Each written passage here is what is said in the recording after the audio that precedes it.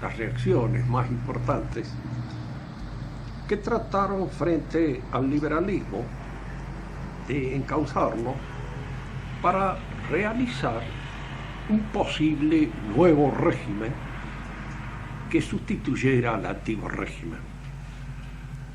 Dentro de estos intentos, que no son políticos, sino que son más bien, diríamos, de carácter sociológico, filosófico, los más sobresalientes son los de Augusto Comte y los de Carlos Marx, que son los que examinaremos a continuación.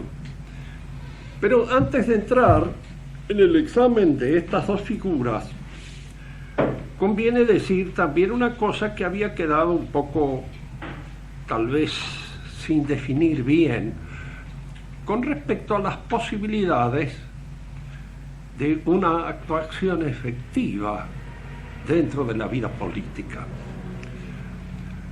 Aristóteles siempre comparó la faena del político con la faena del médico. Él era médico. Y entonces desconfió siempre de las recetas a priori y de los diagnósticos que se dieran sin el conocimiento bien detenido, adecuado, de la realidad que se iba a rectificar o a enderezar. Es importante seguir siempre esta idea de Aristóteles porque es la que más se adecua a la realidad política. Es decir, la realidad política es como la de un enfermo.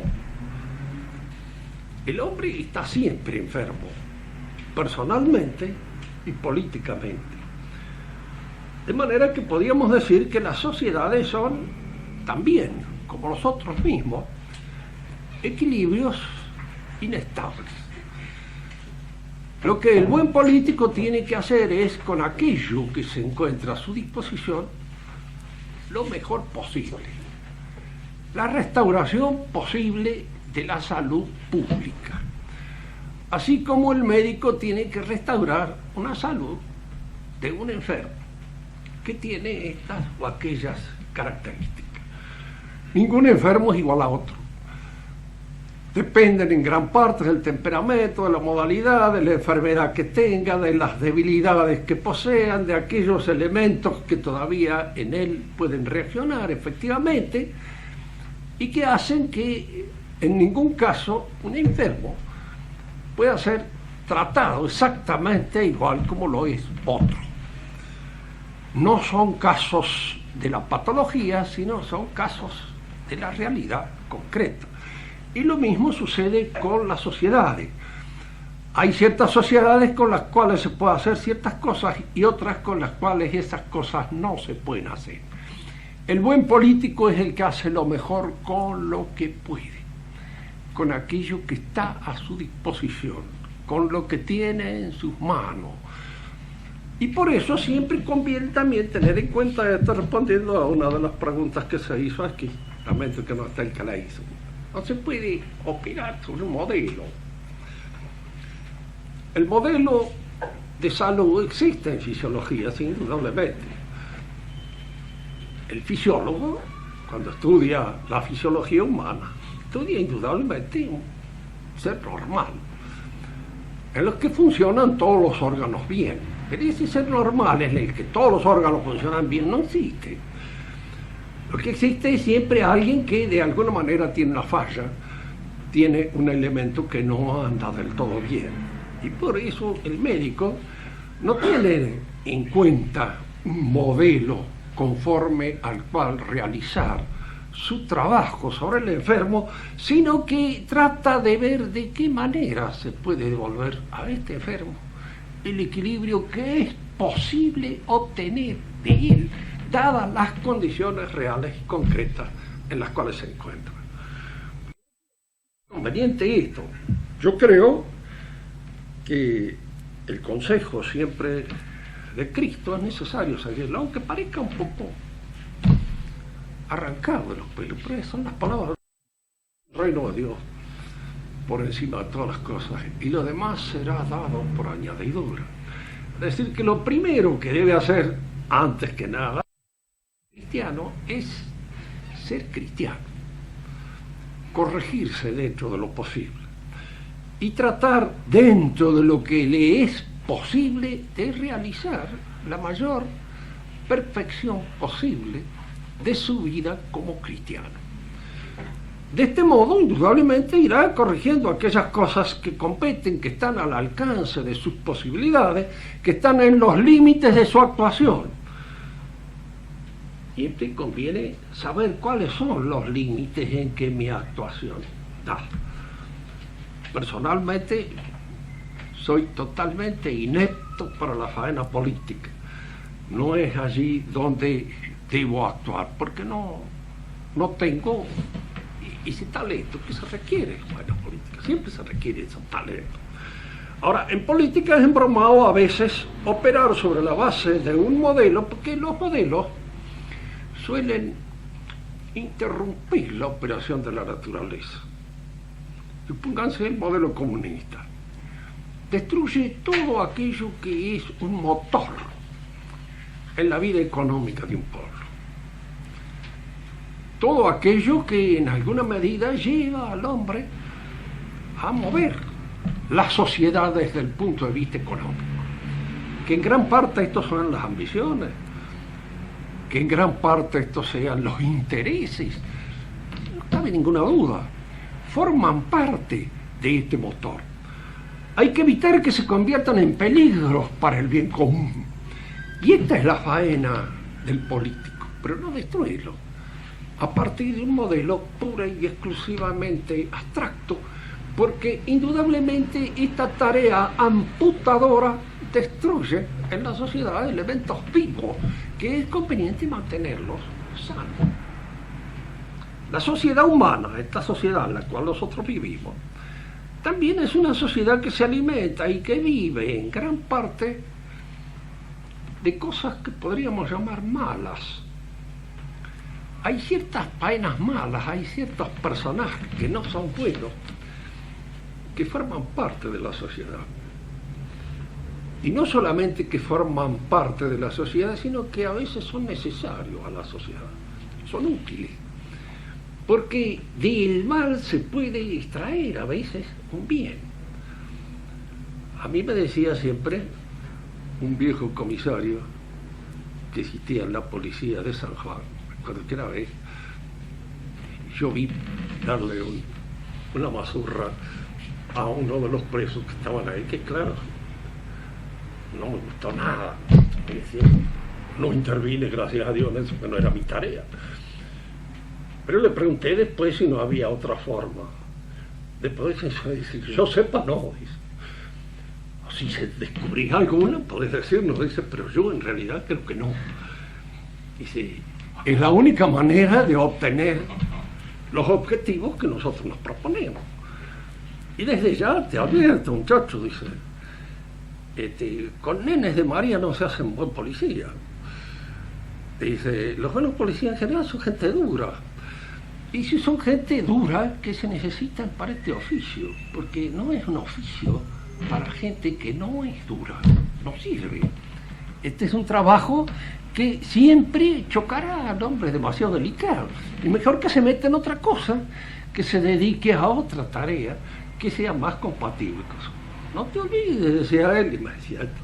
Para hacer buen adobe hay que mezclar el barro con bosta. Que no sea mucho para que no dé mal olor. Dice, pero lo suficiente como para que el barro quede ligado, quede apretado. Es un consejo que siempre conviene tener en cuenta, porque en la sociedad política, los escolásticos que ya habían visto todas estas cosas y que las habían examinado, hablaban de estas cosas que son mere utilia, decían, meramente útiles. En sí mismos son malas, pero resultan útiles en el ejercicio de la sociedad, bien usadas. Y bien usadas por aquel que de alguna manera tiene la conducción de la sociedad. Yo recuerdo que en uno de los consejos que da Maquiavelo Consejos que hay que corregirlos un poco, porque él habla de la necesidad por parte del gobernante de ser cruel.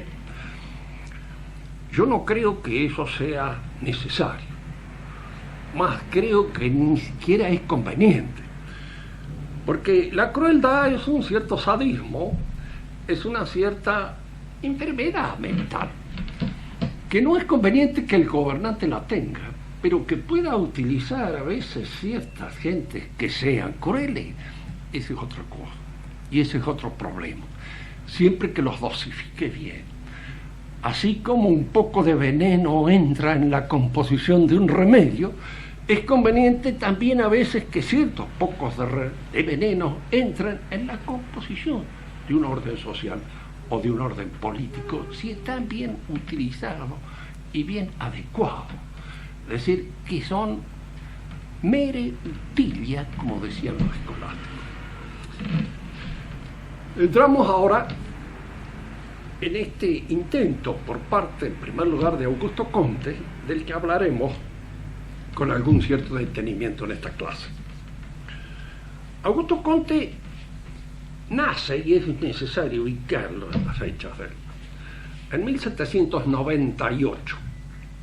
Es decir, la Revolución Francesa ya había tenido su servidor, estábamos nosotros en la época de Napoleón cuando él nace. Pertenecía a una familia de la clase media, muy católica, sobre todo la madre.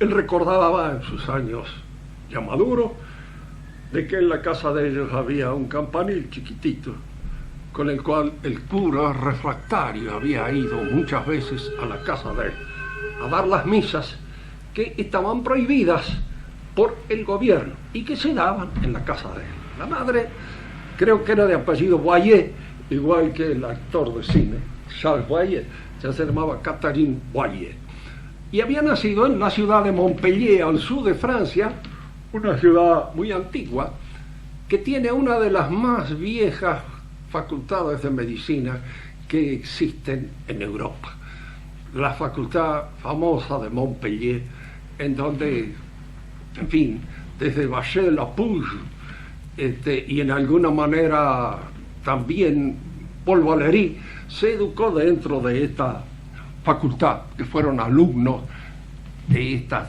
facultades de esta vieja ciudad de Montpellier. Ahí nació Augusto Comte, hizo el gimnasio en su ciudad natal y posteriormente ingresó en la Escuela Politécnica en París. La Escuela Politécnica es la primera universidad de carácter nacional, es decir, una universidad que tiene como mitente al Estado. Cuando uno quiere hablar en general de la misión de una universidad, siempre que se habla de misión, hay que ver quién mite, quién envía al misionero, quién lo manda. Es importante porque de conformidad con aquel que manda al misionero será la misión. Y la misión estará en función muchas veces de los intereses que maneja el mitente, el que envía al misionero. Importante esto. En las viejas universidades católicas de la Edad Media, el mitente era la iglesia. Y lógicamente el misionero tenía una misión de carácter universal, como es la misión de la iglesia. Cuando Borrás hablaba de la iglesia y de esta universalidad de la iglesia, decía una frase que es importante retenerla y pensarla. C'est l'unique internationale qui compte, decía él, es la única internacional que cuenta, porque es la única internacional que no destruye los elementos nacionales que envía, sino que los hace servir dentro de la sinfonía de ese gran concurso de diferencias y distinciones que mantiene la universalidad de la Iglesia. Es decir, la universalidad de la Iglesia cuenta con el carácter nacional de los diferentes enviados, para que no renieguen de ellos y precisamente utilizando esos distintos temperamentos, esas distintas modalidades, construya esta gran sinfonía en la que concurren todas estas diferencias sin necesidad de anularse. No es como otras internacionales que destruyen todo lo que es propio, todo lo que distingue, todo lo que de alguna manera diferencia a un pueblo de otro en función de un monótono programa común para todo, y en lo cual desaparece lo que es representativo y propio de cada una de estas nacionalidades que componen. Decíamos que la Escuela Politécnica es la primera universidad de carácter nacional que se propone ser una misión de la nación, no ya de la Iglesia. Que si la universidad tiene un sentido, este sentido es como el nombre lo dice, universal. Hay algo siempre en el fundamento de la educación que va al hombre en su sentido universal. Cuando estaba en manos de la Iglesia, esta universalidad era perfectamente compaginable con los diferentes temperamentos nacionales. Cuando se convierte en universidad del Estado, ahora es el Estado el que asume en alguna medida el carácter de emitente, el que da la misión, el que asume la responsabilidad de otorgar a esa institución su misión. ¿Y cuál es la misión que el Estado tiene en un momento determinado? Diríamos, Carnot fue el que fundó la universidad estatal en Francia, considerando a la nación como una empresa que tiene un programa de crecimiento, de desarrollo, diríamos hoy, determinado. En ese programa de crecimiento y de desarrollo está incluida la institución de la universidad para que coordine de las clases dirigentes, los cuadros que permitan la realización de ese programa. Ingenieros de puentes y caminos, ingenieros industriales, los distintos ingenieros que en alguna medida están en función de la empresa nacional. Ese fue el objetivo precisamente de esta escuela politécnica en la que entró Augusto Comte cuando tenía más o menos unos 14 o 15 años de edad. El ingreso a la escuela politécnica era en aquella un ingreso simplemente anonadante. Había que trabajar como un negro emancipado para poder entrar en estas universidades que exigían un trabajo full time, permanente. Y la organización de la universidad, piensen que estamos en la época de Napoleón Bonaparte, era una organización militar fundamentalmente. De modo que entraban los que formaban parte de esta escuela politécnica, entraban dentro de una disciplina de carácter militar. Augusto Comte entró en esta disciplina. Estuvo en ella 2 años. ¿Por qué razón hubo un movimiento en la época en que Napoleón está en exilio, por un relativamente corto tiempo, un movimiento de huelga por parte de los alumnos de la universidad? Y por supuesto, las autoridades cayeron sobre ellos con todo el peso de la ley y echaron a todo el mundo. Posteriormente fueron recibiendo a los que más o menos hicieron buena letra y de alguna manera se acomodaban a las exigencias de la escuela. Augusto Comte no fue recibido nunca más, desapareció de la escuela. Fue recibido posteriormente como profesor, diríamos una suerte de profesor adjunto o de ayudante de trabajos prácticos, que fue lo que hizo el corregidor de trabajos de matemáticas, que fue lo que realizó y lo que estaba más al alcance de su mentalidad. Y vuelve otra vez a la universidad, pero no como alumno. Como alumno no lo recibieron nunca más. Él siempre quedó con el orgullo de haber estado 2 años en esa universidad, porque firmaba sus trabajos ex alumno de l'École Polytechnique. ya el hecho de haber ingresado a la Escuela Politécnica número 60, entró como el número 60, sobre, no se acuerdo, creo que eran 150 los que entraban, cosa que no era mucho, y los que se presentaron eran fácilmente 2 o 3 mil. De manera que había una selección de lo más dura que se podía pedir para poder ingresar en esa facultad. Las ciencias que allí se enseñaban eran ya las que están modernas. Es decir, por supuesto había desaparecido la teología, había desaparecido para siempre todo lo que en alguna manera no entra dentro del esquema de lo que se llama una ciencia positiva. Y en este sentido, Augusto Comte va a ser formado casi totalmente por esa escuela. De modo que él se convierte en el filósofo que va a tratar de codificar el ideal educativo de la Escuela Politécnica con su filosofía positiva. Importa porque esta situación, esta conmoción que él sufre en la escuela, tal vez un poco relacionada con su temperamento, lo llevan a caer un poco tiempo después en un estado de depresión que culmina en una enajenación total. Se volvió loco.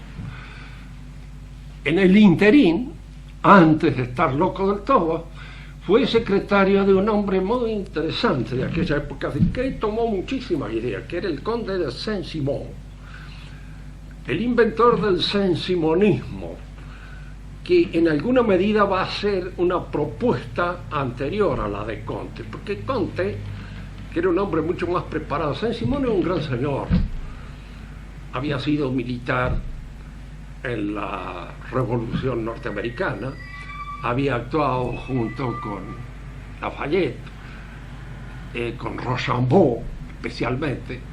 No olvidemos que en esta Revolución Norteamericana Lafayette fue fundamentalmente un voluntario, y el hombre enviado por el monarca francés, Luis XVI, que con esto le dio un gran palo a Inglaterra.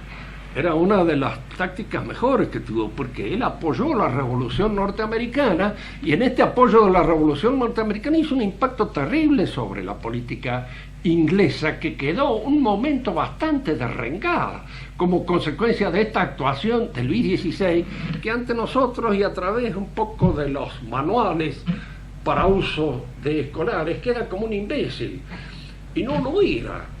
Era un hombre que en política internacional fue bastante inteligente, falló en la política interior, porque no tenía corazón para hacer política. A un político no le puede faltar una cosa que decía siempre Bismarck, cuando el rey de Prusia, del cual él era ministro, le dice: este asunto de estos obreros que han matado en tal lado no me ha dejado dormir hace 2 noches. Y Bismarck lo miró y le dice: un rey debe siempre poder dormir. Dice: siempre. Usted tiene conmociones indudablemente que no son buenas para el ejercicio de la función que usted debe realizar. Diríamos que en Luis XVI fallaba esa capacidad de estar a veces por encima de una solución fuerte a la que está obligado el gobierno, el gobernante, para evitar cosas mayores. El gobernante que da lugar a una sublevación en un momento determinado, que él puede terminarla simplemente con la ejecución de 6 o 7 personas, se va a ver hoy en mañana obligado a tener que aguantarse un genocidio entero, como consecuencia de no haber sido duro en el primer momento y con aquellos que debió haber reprimido antes de que pudieran llegar a mayores. Hablamos entonces de esta actitud de Luis XVI, en la cual estuvo también incluido Saint-Simon. Saint-Simon, una vez que volvió de Norteamérica, tuvo un cierto paso por Inglaterra, donde aprendió algo de finanzas. No como un financiero, pero sí como un cierto especulador feliz en la bolsa. Ganó unos pesos, se hizo una cierta fortuna, Y no solamente hizo él una cierta fortuna, sino que le hizo hacer una cierta fortuna a su valet, a su ayuda de cámara. Es importante señalar esto porque posteriormente Saint-Simon cayó en la ruina, quedó sin un céntimo, y el que lo ayudó fue la ayuda de cámara. Vino en la ayuda de él porque había sido siempre con él un gran señor, de una gran generosidad. Saint-Simon lo tomó a Augusto Comte de secretario para que lo ayudara en sus faenas. Él no tenía una formación, diríamos así, intelectual muy seria, muy precisa. Era un hombre inteligente, pero emborrador. Diríamos, le faltaba pasar en limpio muchas de las cosas que él tenía un poco agrupadas en su mente sin haberlas organizado intelectualmente. Augusto Comte estuvo con él un tiempo de secretario. Posteriormente van a tener entre los dos un pleito feo, bastante lamentable, porque Saint-Simon lo va a acusar de haberle robado sus ideas y de haberlas utilizado en el proceso, en el esquema de su filosofía positiva, cosa que puede ser, pero no hay que olvidarse nunca de esto. Las verdades no son de nadie. Uno no sabe después de dónde diablos los adquirió. ¿Quién es el que a uno le enseñó que la raíz cuadrada de 9 era 3? Ese lo influyó para toda la vida. Había ciertas cosas en el pensamiento de Saint-Simon que indudablemente Comte recogió, organizó, codificó y explicó de una manera como Saint-Simon no lo hubiera organizado, ni explicado, ni codificado nunca, porque no tenía la preparación para poder hacerlo. Ahora, es indudable que algunas de las ideas que muy probablemente anduvieran un poco en el consenso de la gente más o menos inteligente de la época, fueron captadas por Augusto Comte. Una de esas ideas era de que la sociedad ya de los nobles había alcanzado su fin, de que iba a ser sustituida por los industriales, por los financieros. Era un hecho que estaba a la vista de cualquiera que de alguna manera se pusiera a contemplar la vida social tal como se desarrollaba en aquel entonces. De manera que no se trataba de una invención, y no se trataba de ningún modo de algo que pertenecía a la persona de Saint-Simon como si él lo hubiera descubierto o lo hubiera inventado. Era algo que estaba en la realidad, que Saint-Simon lo enseñó a ver y que Augusto Comte de alguna manera aprendió de Saint-Simon a contemplar ese hecho que se realizaba en la esfera de la sociedad de su época. Bien, es así, pero yo creo que la acusación de plagiario en función de que alguien aprendió de otro algunas cosas y a observar la realidad es exagerada y que va mucho más allá de lo que en realidad se puede acusar a una persona. Estuvo con Saint-Simon 2 años, después fue reemplazado por Augustin Thierry, que fue el secretario de Saint-Simon más adelante, un gran historiador posterior de Francia.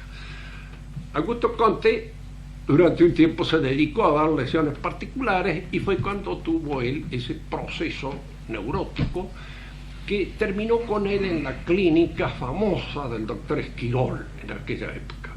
Fíjense que las clínicas, los loqueros de aquel entonces eran un poco duros. No solamente chaleco de fresa, agua fría, todavía no se había inventado el shock eléctrico, pero de alguna manera había otros shock que los reemplazaban y que eran tal vez más traumáticos que los shocks eléctricos. El hecho es que Augusto Comte corría el peligro en la clínica del doctor Esquirol de volverse loco del todo, furioso. Entonces cuando aparece aquí una mujer curiosa que tiene importancia en la vida de Saint-Simon, era una loquita de esta que visitaba las casas de estudiantes y que había tenido relaciones con Augusto Comte, que se llamaba Cataline Massin. Ella lo sacó con esa generosidad que a veces tienen las giras. Así, porque era así. Lo sacó de la casa del loco y se hizo cargo de él. Lo curó.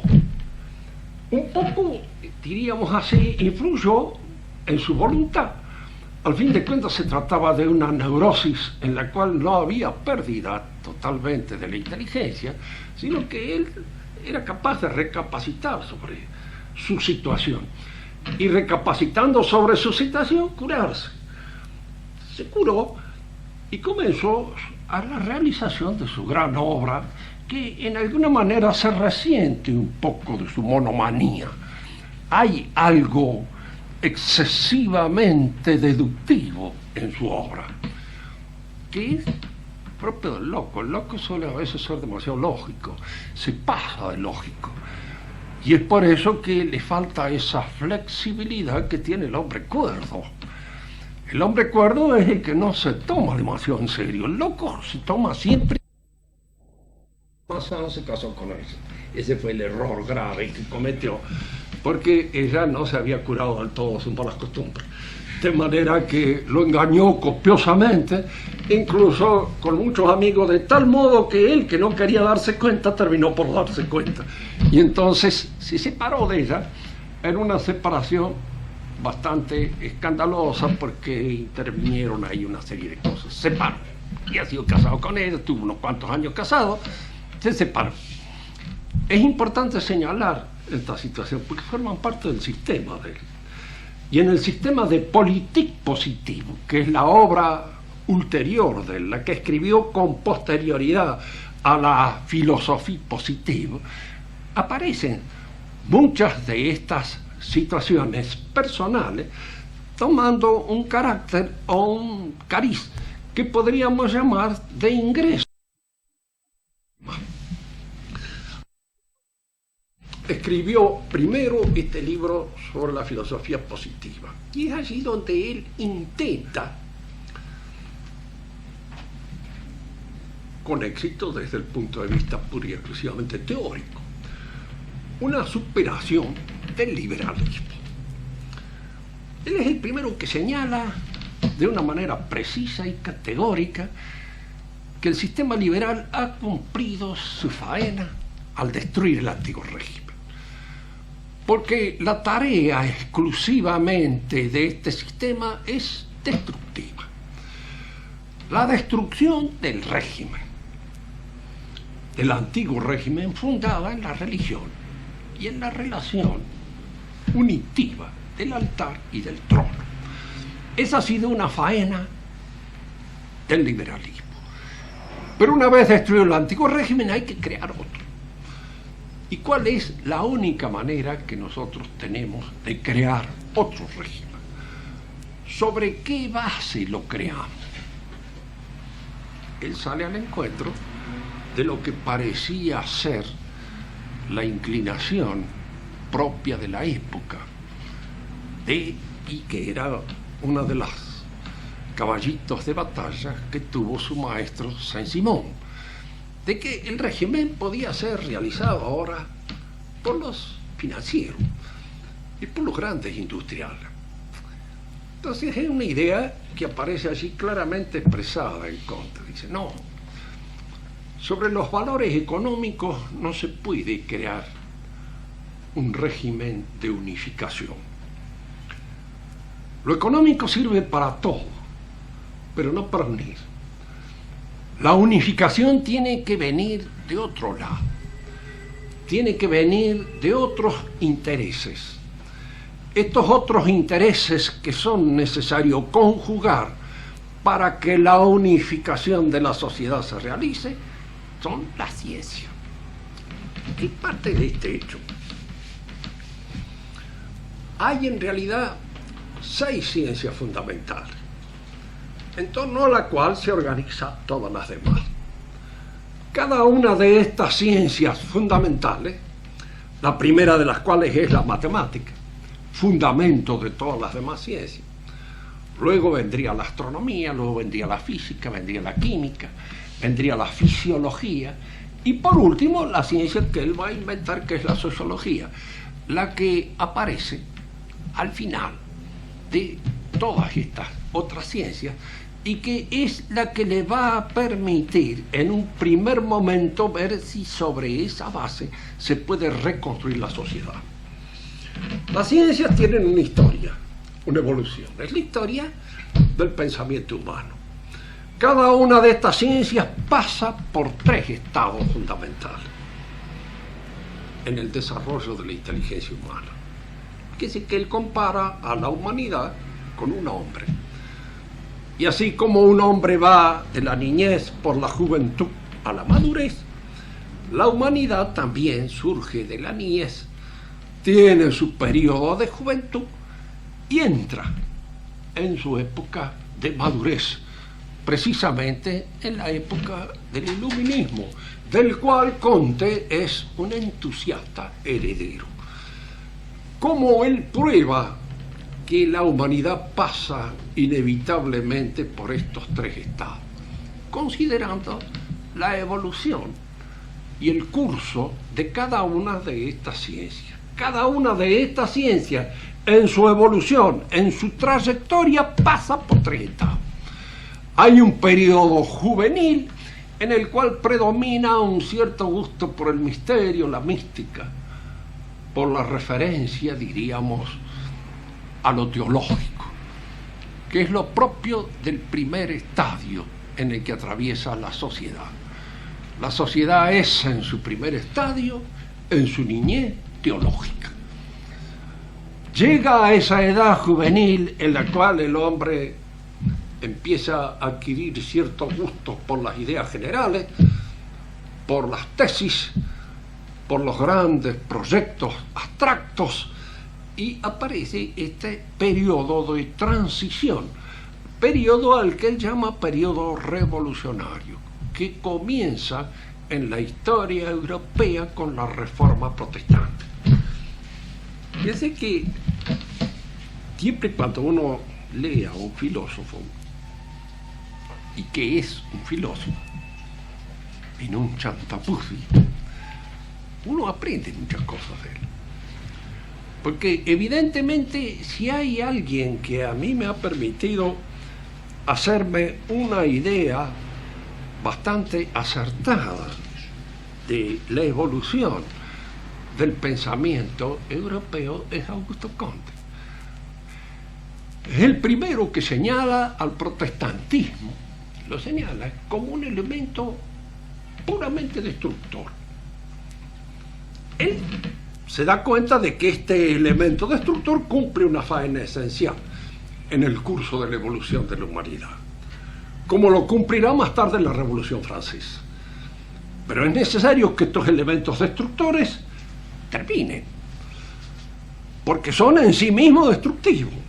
Cuando él habla del protestantismo y posteriormente del liberalismo, que es su sucesor laico, aquel que de alguna manera lo sucede, no en el orden de la discusión religiosa, sino ya en el orden de la discusión política, él habla de momentos de transición necesarios, pero que necesariamente tienen que terminarse, porque si no prolongan un caos que se va a prolongar durante quién sabe cuánto tiempo, y cuyo resultado puede ser la destrucción misma de la sociedad que se habían encargado de mejorar. Todas las ciencias entonces tienen este transcurso. Él los va estudiando en el curso de filosofía positiva. No vamos a entrar en todos los detalles, muchos de los cuales son desde el punto de mira puramente epistemológico, bastante falsos, pero que de alguna manera le permiten a él señalar este hecho, que es lo que le sirve a él de pensamiento. De hecho, en la historia de Occidente hay una primera etapa teológica, llamaremos así eclesiástica. Esta etapa tiene una característica: la sociedad funciona de una manera a la que podríamos llamar nosotros políticamente armoniosa. Fíjense que esta idea que tiene Comte de que la sociedad medieval funcionaba de una forma armoniosa es una idea que también tiene Marx cuando él habla de el derecho, precisamente, y la evolución del derecho en Europa. Él señala esta característica del derecho en la época medieval como de un derecho políticamente armónico, bien establecido. Es con posteriormente que esta armonía se rompe. Esta armonía se rompe sin que pueda ser restablecida de ningún modo, por lo menos hasta el momento en que Conde está actuando. Es necesario restablecer esta armonía. ¿De qué modo podemos nosotros restablecer la armonía rota en la sociedad? Hay un primer momento de esta sociedad en que está regida por la Iglesia Católica. La Iglesia Católica es una institución que se coloca por encima de las naciones y que tiene, diríamos así, a su resguardo un conocimiento egregio, un saber. Es un saber que él considera de tipo religioso. Él no lo ignora como saber, ni tampoco lo considera despectivamente. Es un saber. Es el saber que aquella sociedad logra y tiene, más bien fundado en la imaginación que en la observación de los hechos. Pero es un saber. Y la Iglesia es una institución que está colocada sobre los poderes políticos. ¿Por qué la pregunta es esta? ¿Qué conclusión saca Comte de esta primera observación?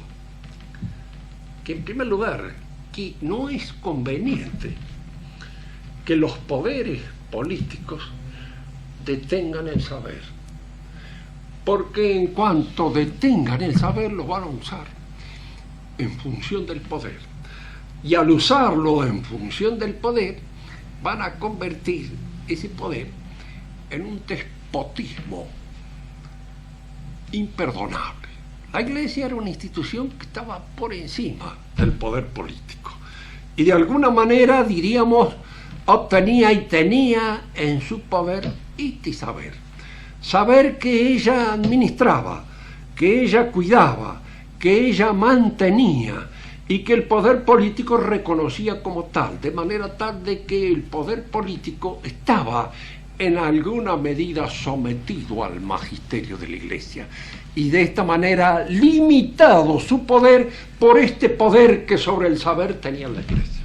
Es decir, el poder político no se había convertido en un detentor del poder espiritual, como pretendía convertirse a través de la Revolución Francesa, que pretendía alcanzar poderes eclesiásticos, y fundamentalmente eclesiásticos.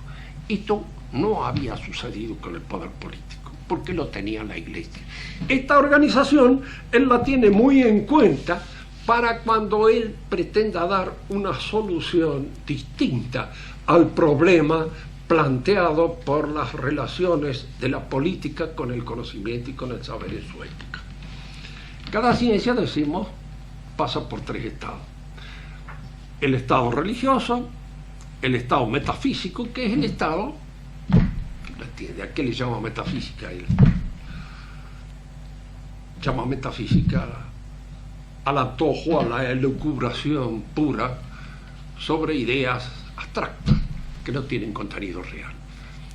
Y una ciencia alcanza su periodo positivo cuando abandona completamente todas estas especulaciones en torno a nociones abstractas y se limita a la observación de los hechos, a la constatación de esos hechos y al descubrimiento de las leyes que rigen esos hechos. Y entonces ha entrado en su periodo positivo. La primera de las ciencias que entra en periodos positivos, ya en la época de los griegos, con Euclides, es la matemática. Posteriormente vemos aparecer así las diferentes ciencias como van entrando en este periodo y van abandonando las lucubraciones que tienen de carácter religioso o que tienen de carácter metafísico para entrar en el periodo positivo.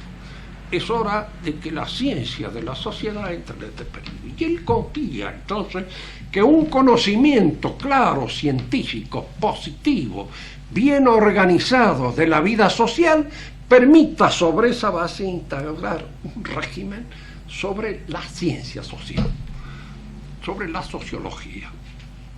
Esto es lo que él ve en un primer momento. Diríamos que en distintos valores que constituyen aquellos objetivos, fines, preferencias de nuestra vida, él da preferencia al valor de lo científico y ve si se puede organizar la vida pura y exclusivamente sobre la ciencia. En un primer momento él lo creyó así. El libro primero que él escribió, que se llama La filosofía positiva, así lo establece. Pero después empieza a pensar mejor, y es donde acá aparece el amor en la vida de Comte. El amor, un poco en relación, diríamos, con la edad que ya tenía, que no era muy chico. En segundo lugar, con sus características de maniático, depresivo, chiflado. Se enamora de una mujer, Clotilde de Vaux, a la cual él conoce bien como en el santoral romántico, en un estado agónico. Ella era tuberculosa y estaba por morirse. En aquella época los tuberculosos se morían irremediablemente y ella se moría. Él la conoce en ese momento en que ella está ya en el fin de su existencia y él se enamora de ella. Un amor que se gana más que nada en el cerebro de él, en la cabeza de él. Hace de ella un culto. A ese año en que la conoció y en que la asistió, incluso como el devocionario romántico quiere, ella murió en sus brazos, de manera tal de que estaban allí reunidas todas las características del amor romántico. Él se da cuenta de una cosa, de la importancia que tiene el amor. Entonces, él dice esto: el hombre se cansa de pensar. El pensamiento es una cosa que lo agota, pero de amar no se cansa. El amor es algo que está por encima. El orden social no se puede organizar pura y exclusivamente sobre el pensamiento. Hay que organizarlo sobre algo más denso, algo que afecte más la intimidad del sujeto. Y en este sentido la vieja iglesia tenía razón, porque la iglesia colocó en el centro de la actividad humana el amor, y colocó esa figura de Cristo que él no sabía bien a qué respondía, porque cuando él estudiaba y estudia o hace algunas referencias a los orígenes del cristianismo, él cree que el cristianismo ha sido hecho por San Pablo. San Pablo es el que lo organizó, San Pablo es el que hizo la iglesia, San Pablo es el que lo codificó. ¿Y Cristo qué es? No sé.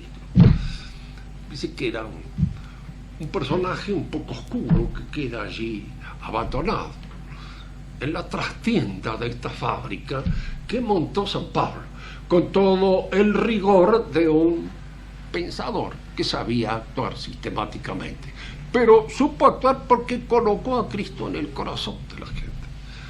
Lo colocó en este centro que es la conquista del amor, aquello que el amor puede dar.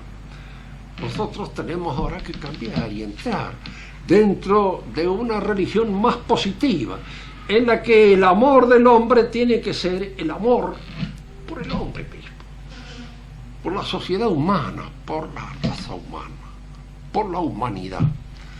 Cuando a él se le ocurre esto, la necesidad de una religión positiva, le escribe a la hermana, que era vieja solterona, católica, muy católica todavía, que estaba en el pueblito de Montpellier. Y la hermana le contesta una carta que la debía haber entendido mejor y se hubiera evitado muchos errores. La hermana le contesta diciéndole: una religión que no viene de Dios no sirve para nada. Es una religión que viene o que nace pura y exclusivamente de ti, no te convencerá ni a vos. Tal vez llegues a convencerte, pero va a ser con un esfuerzo muy grande de autopersuasión, porque en realidad la religión no viene de Dios, o no hay religión. Esta fue la carta que le escribe la hermana, lo cual no lo disuadió, y él convierte estas lucubraciones de sus últimos momentos, en las cuales a veces uno se encuentra dentro de una atmósfera de locura ya claramente establecida. La mayor parte de los discípulos de él lo dejaron en esta época.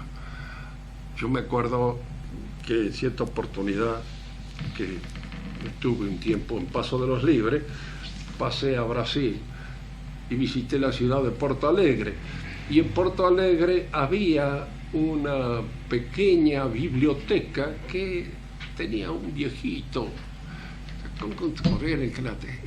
la biblioteca era kantiana, porque ha tenido mucha influencia el positivismo kantiano en el Brasil, tanto que la bandera misma del Brasil, Ordre, Progreso, es un lema establecido del kantismo y que en alguna medida les ha servido a ellos estos lemas kantianos. Es decir, esta influencia de Comte ha sido más bien ordenadora en la vida del Brasil que entre nosotros, en que el positivismo entró en nuestra universidad, pero a través de Spencer y no a través de Comte, a través de los ingleses, y como tal no entró con sus últimas decisiones de carácter político que tenían un sesgo, por lo menos conservador y de orden, que tuvieron en la formación del Brasil.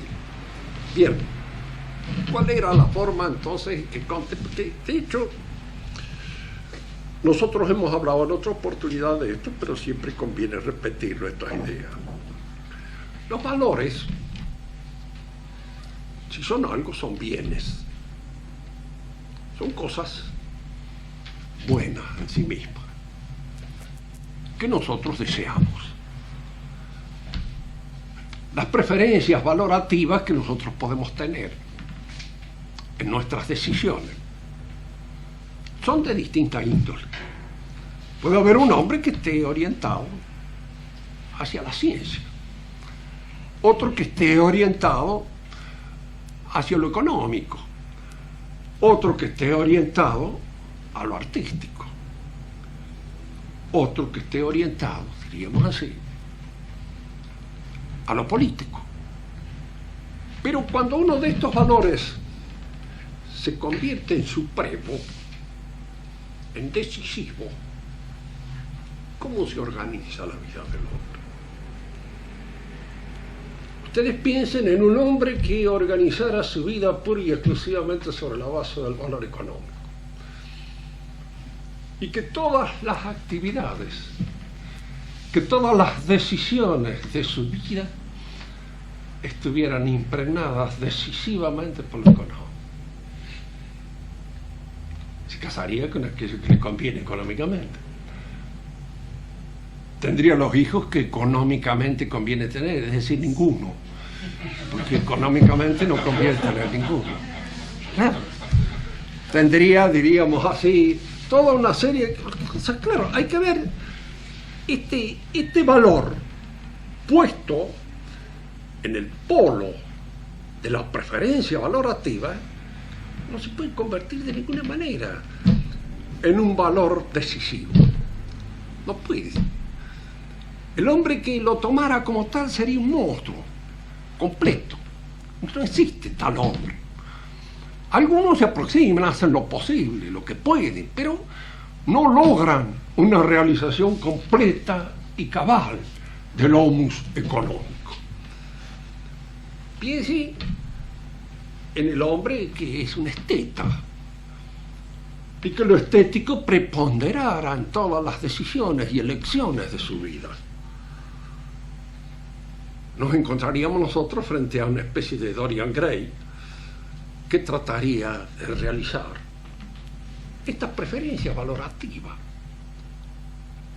Es una preferencia valorativa que haría de él otro monstruo, porque es imposible reducir todo a eso. Un hombre que no se rigiera nada más que por y exclusivamente por el poder. Ha habido casos. Tal vez uno de aquellos individuos que más puramente ha sido un hombre de poder fue Lenin. Es muy probable que haya sido una vez. Y acabó deshecho. Ustedes saben que el último discurso que dijo públicamente le dio de repente un ataque de risa, que no lo podían parar. Tuvieron que sacarlo, cortarlo. Empezó a reír. Loco, completamente perdido. Algunos dicen que era una vieja sífilis que se había adquirido en su época juvenil, que no sé. Es la explicación médica que puede ser, pues no sé. De hecho, también puede ser un grado ya de superlucidez en el cual él ha visto todo y se ha visto él mismo en toda la deficiencia y la miseria de su realidad. De hecho, un hombre que sacrifica todo al poder y que al fin de cuentas no tiene nada, porque cuando quiere tener todo el poder resulta que está muriéndose o está en los últimos manotones. Claro, es como para reírse y no parar durante un buen rato de todo eso que uno ha hecho para alcanzar eso. Quedaría la ciencia como objetivo, diríamos, final, como valor decisivo en todas nuestras decisiones, pero fíjense que tampoco sería posible. Un hombre que midiera todos sus actos de una manera científica, controlara hasta el intercambio de microbios que puede tener con su pareja, y no se decidiera precisamente a eso porque precisamente es una cuestión microbiana, bacteriológicamente poco aconsejable, de manera tal de que sus decisiones científicas lo llevarían a una actitud absurda frente a la vida. Que si alguien le pregunta, bueno, ¿y qué es lo que qué es? ¿Cómo la mayor parte de los valores, lo económico mismo, no puede convertirse en finalidad total de la vida? ¿Cuál es el valor que me permite a mí utilizar los otros valores, equilibrarlos, ajustarlos y armonizar? Es la religión. Y ese es el papel que la religión cumple en el orden de los valores. Y de eso Comte se dio cuenta, lo advirtió, con la diferencia que ya no tenía fe, no tenía el sentido de la religión. Y él creyó que podía inventarse una religión, crearse de la nada, porque siendo las religiones algo que por lo demás hoy comparte con la mayor parte de la gente. La gente cree que la religión es algo que el hombre ha inventado. Y si es algo que el hombre ha inventado, puede ser esto, puede ser otra cosa. Precisamente la Declaración de Libertad Religiosa nace de esa convicción. Si no existiera esa convicción de que la religión depende del hombre, no podría haber libertad. Habría libertad para aprender lo que es, para saber lo que es, para estudiarlo, para considerarlo en sus características fundamentales y la autoridad de aquellos que detentan ese conocimiento para enseñarlo. De manera que precisamente la actitud de Comte era la actitud de todo liberal. Él que luchaba contra el liberalismo y que de alguna manera consideró que era necesario poner fin a los errores del liberalismo, era un hombre que cae también en el orden religioso en una actitud liberal. Pero él se dio cuenta de que si nosotros no instituimos en el interior del alma un tribunal frente al cual tengamos que deponer de nuestras preferencias valorativas, no es posible ordenar la vida del hombre. No es posible llevarla por los andariveles de un orden. Era necesario crear ese orden. Más, formar una especie de iglesia internacional que tuviera el saber teológico en sus manos, con los curas sociólogos, cosa que casi se llegó a hacer. El Vaticano II está lleno de sociólogos, y está lleno de alguna manera de curas que saben más sociología que teología, y que les interesa más la sociología que la teología, porque de alguna manera estas ideas van impregnándose en el mundo al cual nosotros pertenecemos. El mismo Comte creyó en un momento determinado que él podía convencerlo al Papa de que adoptara esa idea que él tenía, porque había que poner el saber social por encima de las intenciones por encima de los apetitos propios de los poderes políticos. Y para eso había que organizar una iglesia universal sociológica por encima de los poderes. Todas estas ideas constituyen lo que podríamos llamar un esquema de imitación de lo que fue en la Edad Media el cristianismo. Por eso me solía decir a veces Nimia de Anquín, con mucho gusto, Comte, dice, es un pensador cristiano fundamentalmente, católico, lástima que no crea en Dios, dice, pero dice, esto es la diferencia, dice, que tiene, pero lo demás es católico, dice, está pensando, dice, en categoría fundamentalmente católica, pero no cree. Y al no creer inventa todas esas otras cosas absurdas, que es lo que constituyó esta flor que desapareció en la nada, que fue el intento de él de superar lo que podría llamarse la intrínseca anarquía del liberalismo. ¿Alguna pregunta?